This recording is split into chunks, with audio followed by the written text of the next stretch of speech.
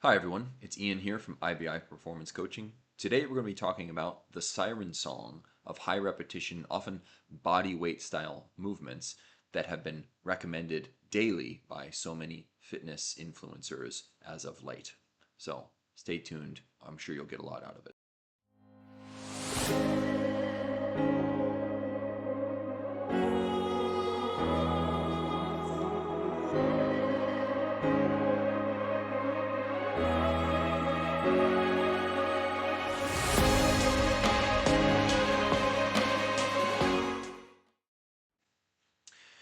So recently I've been seeing a lot of fitness people that I follow, people like the Pioneer, who I have a lot of respect for. I think he does a lot of very good work. I think he shines a light on a lot of things that most fitness influencers ignore, and I really appreciate the way that he focuses on people like busy parents, people who don't want to spend their lives in the gym, but who still want to be strong, functional, capable human beings. So I really appreciate a lot of his content. It's just, I feel like he's harping on about this one thing, and I absolutely have an issue with that thing. Okay, so recently he called high rep daily body weight workouts cheat code for gains. And he's made several videos at this point about this kind of method of choosing an exercise that employs a bunch of different muscle groups and putting in as high reps as you possibly can on like a daily basis. Things like dips, things like a kettlebell hammer curl. This is, I believe, one of the first ones he recommended. Pull ups, do these every day, do them for high reps, crank them out. You'll get a big pump from it, and you'll get huge gains, and you'll also get pretty strong. Well, in my personal and professional experience, he is right. This is a cheat code, but not for gains. It is a cheat code for injury. And the reason for that comes down basically to one or two factors, depending on how you want to split this. And those factors are jerk and peak forces. What is jerk? Jerk is the change in acceleration that occurs in a period of time. So acceleration is right. You're going this quick, and then you start going faster, right? Well, how fast does that change in speed actually happen? What we're talking about with dangerous levels of jerk is where you are actually decelerating. So you are going into the bottom portion of, let's say, a push up or a dip, and then you're changing and going back up. And that change from deceleration or even potentially rapid deceleration to rapid acceleration results in what's called peak forces. Peak forces being a sudden spike in the amount of force that is being transmitted through your muscles and your joints and tendons and ligaments and all that kind of stuff. And this is where people, including myself and maybe you, get injured. Now, the Pioneer used the example of bike riding and typing to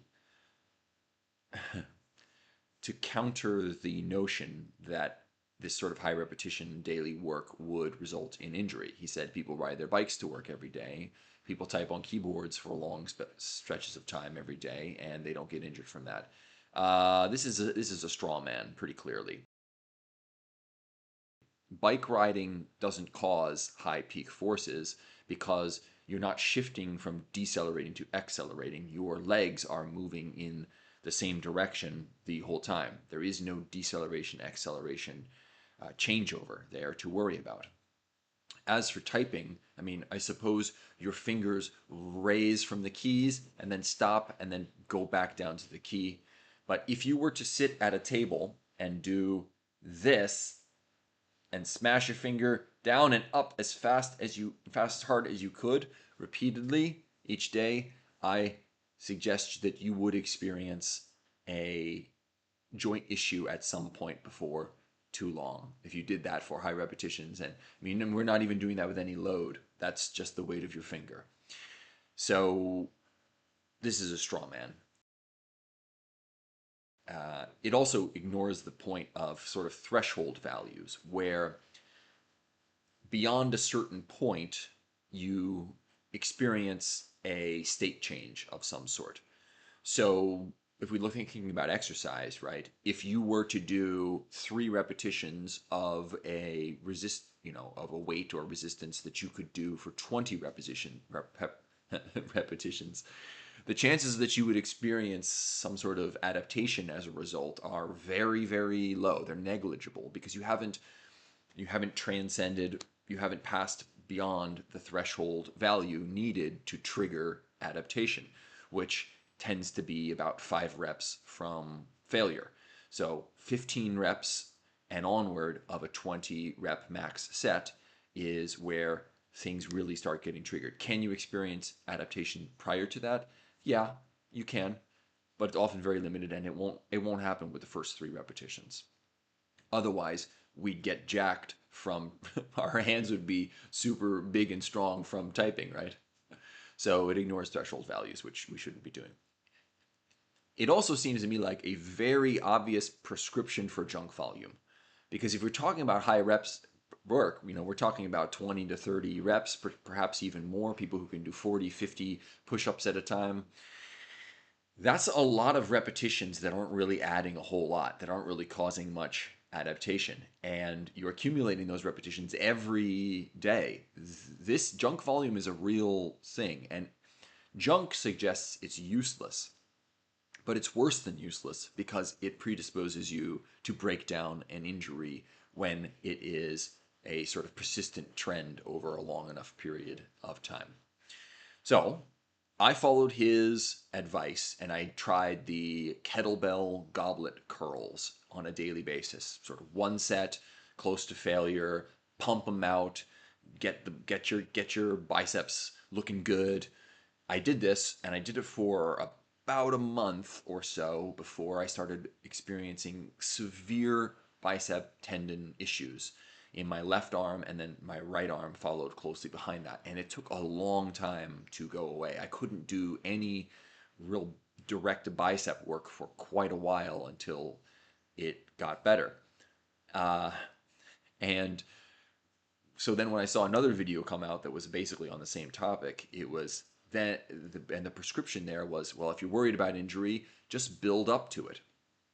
I mean, I do bicep curls 3 times a week as it is. It's not like I'm at all a stranger to exercise in any stretch of the imagination. So what is it that I'm building up to? Or should I have spent a week doing submaximal or very low, 15 repetitions of this thing, just adding a whole bunch of junk volume that wasn't causing any noticeable adaptation?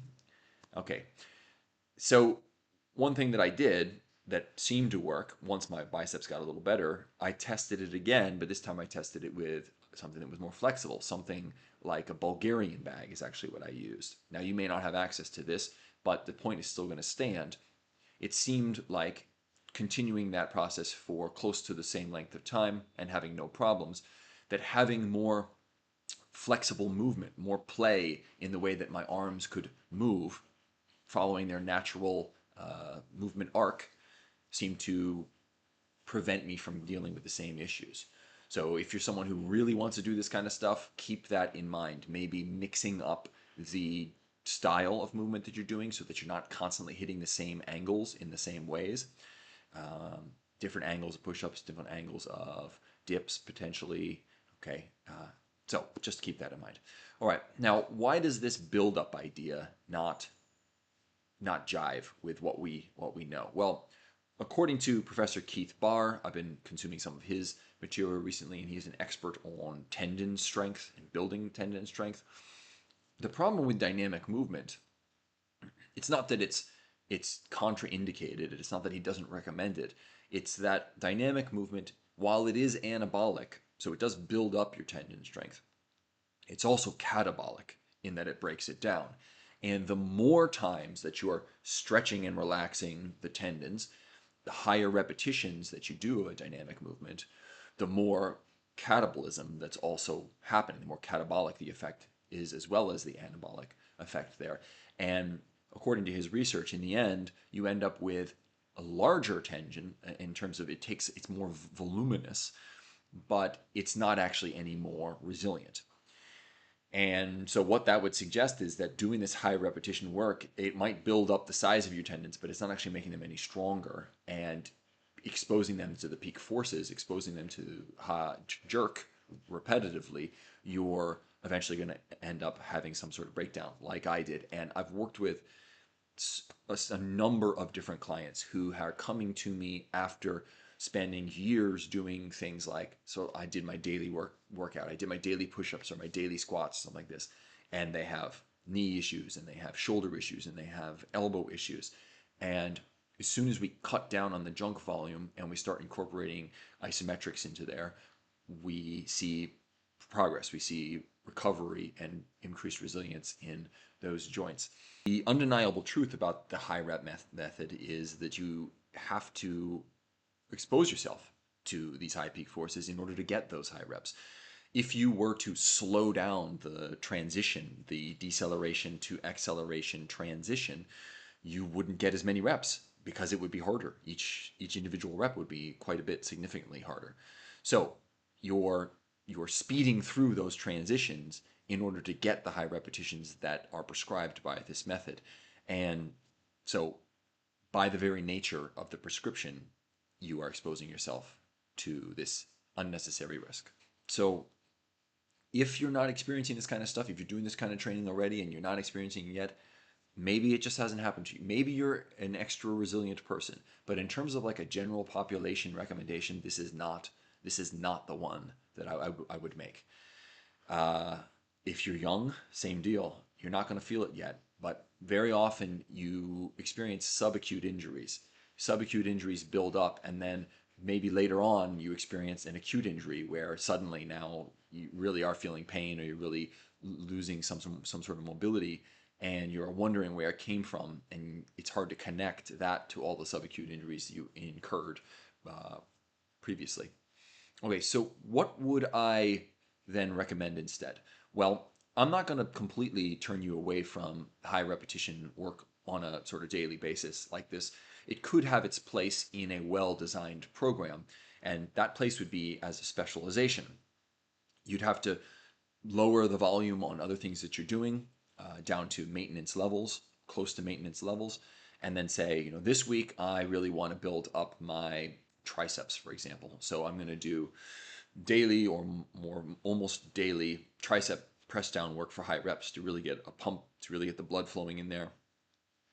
I think a lot of the benefit that's occurring there is less the standard pathway of muscle adaptation of pushing it to a high intensity, getting close to failure, high levels of mechanical tension, all that kind of stuff. And it's more just increasing blood flow to that area, an area that you have previously stressed to the point of adaptation. And you're essentially just feeding the adaptation by getting a pump there. If you've ever noticed that a day after when you're sore or something in a muscle, one of the best ways to reduce soreness is actually to get a little bit of a pump in that muscle. So that could really be what's happening here. So potentially use it as a specialization for a week, maybe two at max, but I wouldn't push it a whole lot longer than that, because at that point your body will have kind of adapted to it anyway, and or it's, you've gotten a lot of the sort of low-hanging fruit, let's say. So then maybe move on to something else before coming back to it in the future. Another option here that I think is a really good one is, instead of doing high rep work daily, do isometric holds daily, yielding isometrics, where instead of doing 30, 40 push-ups, you're holding in an isometric push-up position for quite a while, until I kind of injured myself in here a little bit doing some sort of rowing movement. I was doing a 1 minute push-up daily, very slow, very controlled push-up. And, it's very similar to an isometric hold. The benefits here are that you're going to get a similar pump. Your muscles get crazy pumped from doing yielding isometrics close to failure, but also that you're going to be building rather than degrading or inflating your tendons. You're actually building the strength of your tendons when you're doing holding isometrics. This is the primary protocol that the professor I mentioned earlier, Professor Barr, is recommending for building tendon strength, these isometric holds. And so doing those daily might be the way to go. How about hold an isometric position, let's say it's a push-up, hold a half push-up for 30 seconds, and then do some dynamic work after that to close to the point of failure. So you're still getting in repetitions if that's what you need to do to feel like you got in a good workout. Okay, so those are two options that I would recommend instead of the daily high rep work. They'll have a similar, if not better, effect, and they'll also help prevent you from injury. All right, I hope that that was useful for everyone. If so, please, do the stuff that you know how to do to support a YouTube channel like mine. I would really love to get to 1,000 subscribers sometime soon. I've been at this for far too long and don't have anywhere near 1,000 subscribers yet. So if you can support me, I'd really appreciate it. You can check out a Facebook group below to find out more about my approach. And there's, of course, a lot of exercise programs down there for people with not much time, not much space, who really want to protect themselves, prevent injury, but also get really strong and really fit. So check those out as well. All right, that's me. I'm going to sign off here. I just want to remind everybody that excellence is a habit and elite performance is just a choice. All you got to do is make it. So go make that choice. Thanks.